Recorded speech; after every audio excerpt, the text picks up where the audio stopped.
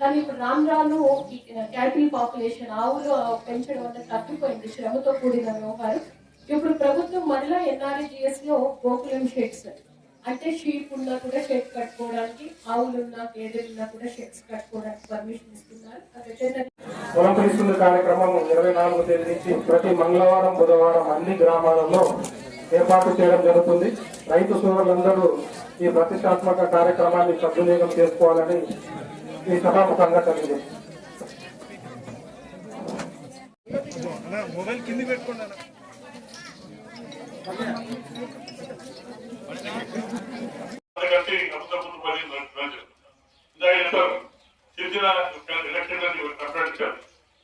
అలాంటివి ఏమి లేకుండా వాళ్ళకి ఇస్తాం.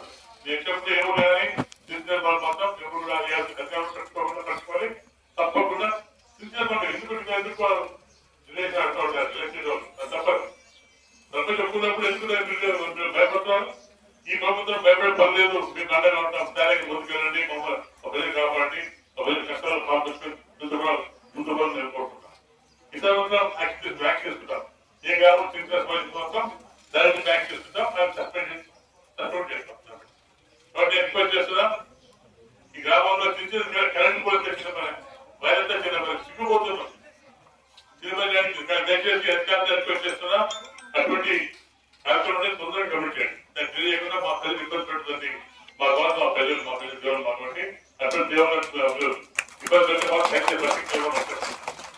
ఎంత ప్రభుత్వం కాదు అధికారులు హెచ్చరిస్తున్నారు. కానీ పెద్దలందరూ మీ పెద్దలు మార్చుకోండి, మా ప్రజలకు అడ్డాకుండండి, మా ప్రజలకు పాల్పంచుకొని వాళ్ళకి అందుకోండి, వాళ్ళ భవిష్యత్తు ఇచ్చేందుకు కాబట్టి ఎంత అధికారులు రిక్వెస్ట్ చేస్తున్నా. తప్పకుండా న్యాయం చేయాలి. పెద్ద ప్రభుత్వం మా ప్రభుత్వం కాదు, మా ప్రభుత్వం ప్రదేశ్ ప్రభుత్వం, మా ప్రభుత్వం ప్రజల కోసం ప్రభుత్వం. కాబట్టి మా ప్రజలకు ఇబ్బంది మాత్రం నేను సమస్య లేదు. తప్పకుండా వ్యాఖ్యలు ఎక్కడ పోయినా ఉండడానికి ఎవరైతే అర్చించిన పనులు మాత్రం కంప్లీట్ కావద్దు. తప్పకుండా మీకు అండకుండా భయపడకుండా ముందురండి. మీ అందరి అభివృద్ధి మాకు కావాలి. మీ భవిష్యత్తు కావాలి, మీ గ్రామ భవిష్యత్తు కావాలి, మీ పిల్లల ఉద్యోగాలు కావాలి, మీ కడుపులో ఆత్మరాష్ట్రం రావాలి, మీ సంతోషం రావాలి. మా పార్టీ సిద్ధాంతం తప్పకుండా ప్రకటించాలి. తప్పకుండా మీ అందరికీ భయపడే ప్రాజెక్టులు ప్రాక్టికల్ మాత్రం ప్రోత్సహించే సమస్య. ఇల్లీగల్ మాత్రం ప్రోత్సహించాలి. ఇల్లీగల్ సహాయం కానివ్వండి, రకరకాల చాలా వెళ్ళిపోతాం.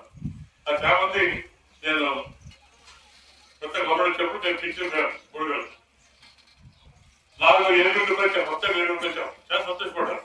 కానీ కొంచెం కానీ నాకు చెప్పారు సార్ నేను డబ్బులు ఇస్తాం మంచిదే, కానీ ఇంటికి పోతే మా నా కూడా కానీ అన్ని డబ్బులు డబ్బులు లాభం ఏముంది?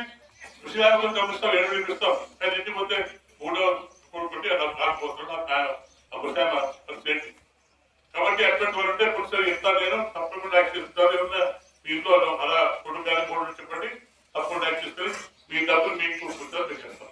అది మా బాధ్యత.